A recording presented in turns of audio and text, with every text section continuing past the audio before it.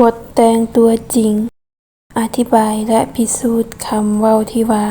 มีความรู้ความสามารถแต่ขาดคุณสมบัติแม่นใส่การบ่ได้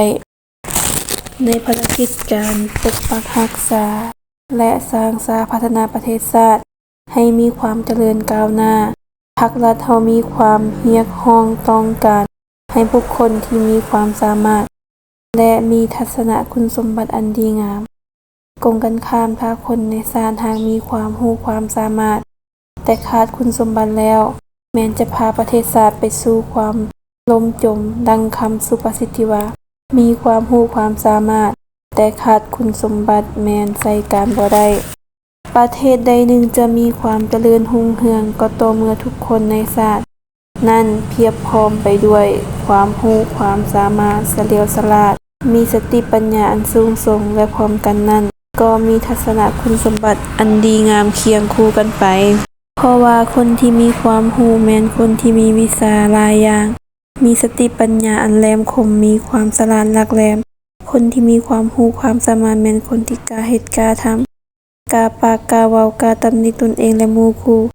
แท้ทำจริงบ่เอียงอายและคนที่มีคุณสมบัติแม้นคนที่เสงี่ยมเขียมคมนิ่มนวลอ่อนหวานสุภาพเรียบร้อยถนอมถ่อมตัวมีจิตใจปลอดใสขาวสะอาดทั้ง3อย่างที่กล่าวมานั้น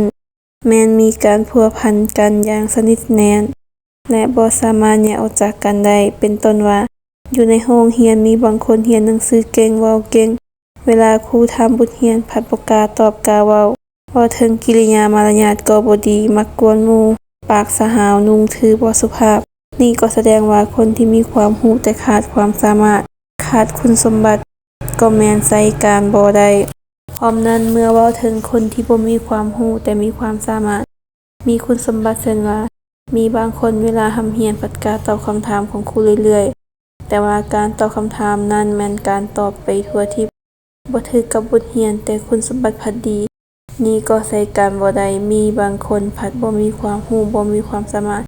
แต่มีคุณสมบัติดีเช่นว่าอยู่โรงเรียนบางคนเรียนบ่เก่งบ่กล้าตอบคำถามแต่คุณสมบัตินี้ดีก็ยังใส่การบ่ได้เป็นต้นแม้นสมัยจักรพรรดิต่างดาวเข้ามาปกครองลาวมีคนลาวจำนวนหนึ่งเช่นกระต่ายบุญอุ้มวังเปล่าผู้ยุทธนานิกรคนจำพวกนี้มีความรู้ความสามารถแต่ขาดคุณสมบัติพวกเฮาได้เป็นไม้มือให้แก่พวกจักรพรรดิเข้ามารุกรานลาวอันเฮ็ดให้พื้นแผ่นดินตกเป็นหัวเมืองขึ้นให้แก่พวกเขาดังคำสุภาษิตที่ว่าพวกเฮาบ่อาจฝากฝังทุนหรอันประเสริฐไว้กับคนที่บ่มีความสามารถและขาดคุณสมบัติเมื่อเว้าถึงคนที่มีความรู้ความสามารถและมีคุณสมบัติแม้นคนรอบด้านมีน้ำใจรักชาติรักบ้านเกินเมืองนอนมีจิตใจเอื้อเฟื้อเผื่อแผ่มีความรักแพงช่วยเหลือสามัคคีมีความมุ่งมั่นขยันเพียรมีน้ำใจองอาจกล้าหาญน้ำใจเสียสละอันสูงส่งต่อสิทธิผลประโยชน์ส่วนตัวเพื่อส่วนรวมเช่นว่ามีนักเรียนบางคนเรียนเก่งมีความรู้ความสามารถมีคุณสมบัติดีแม้นเฮ็ดให้คนอื่นมีความรักแพงสรรเสริญพนักงานทหารตำรวจนายครูนายหมอและผู้อื่นๆที่มีความรู้ความสามารถและมีคุณสมบัติก็กลายเป็นพนักงานที่ดีเด่นมีตำแหน่งที่ดีบ่เพียงแต่เท่านั้นเมื่อเว้าถึงสมัยเหตุการณ์ต่อสู้กุศลด้านพวกจักรพรรดิต่างดาวก็ได้มีบรรดาผู้นำที่มีความรู้มีสติปัญญาฉลาดหลักแหลมมีความเก่งกาจสามารถอดทนผ่านพาทุกๆอุปสรรค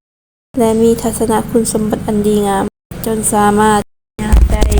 ใช้ชนะอันสง่างามมาสู่พื้นแผ่นดินลาวจนถึงทุกมื้อนี้เช่นว่าท่านไกรสอนพรหมวิหารท่านสุภานุวงศ์ท่านนูฮักภูมิสวรรค์และผู้นำท่านอื่นๆพวกเขาเป็นนักเรียนควรตั้งหน้าฝึกฝนตนเองให้มีความรู้ความสามารถมีทัศนคุณสมบัติอันดีงามเพื่อประกอบส่วนเข้าในเวียงงานสร้างสาพัฒนาประเทศชาติให้มีความเจริญรุ่งเรืองศรีวิไลผ่านการอธิบายพิสูจน์คำเว้าข้างถึงนั้นแม่นถูกต้องเพราะว่า